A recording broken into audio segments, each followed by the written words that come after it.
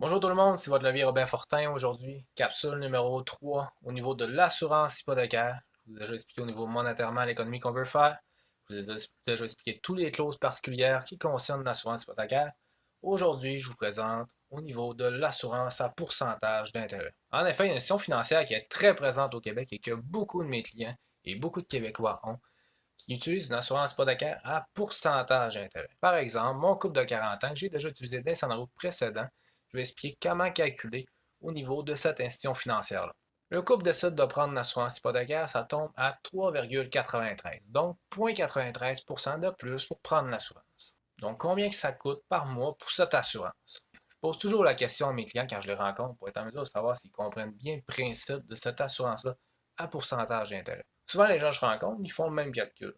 Paiement mensuel avec l'assurance, par exemple ici, 1305 et 58, et paiement mensuel sans l'assurance, 1183 et 11 pour leur prêt hypothécaire.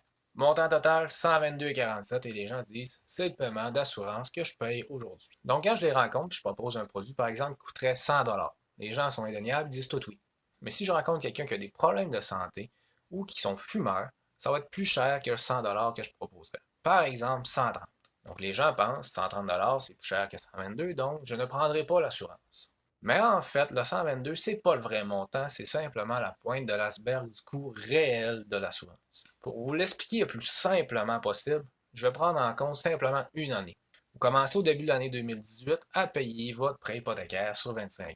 Prenez une simple calculatrice hypothécaire disponible en ligne et dans l'année, on peut voir paiement en capital, si vous n'aurez pas pris d'assurance, 6 836,74 et paiement d'intérêt parce que les premières années, on paye plus d'intérêt que de capital, c'est normal. Donc, 7 360 $ en paiement d'intérêt. Regardez la petite case à côté avec l'assurance. Donc, vous payez plus déjà, 122 $ de plus par mois.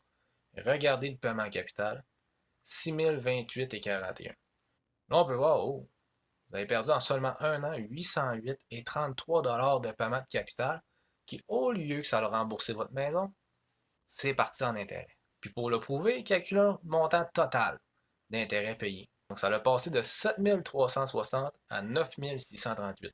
Différence des deux, 2 277,93. Donc faites votre 122,47 x 12. Vous saviez déjà que vous payez 1469,64.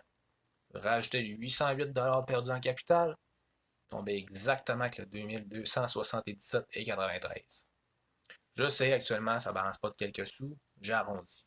Donc, morale, coût réel pour cette année-là d'assurance, 189,93.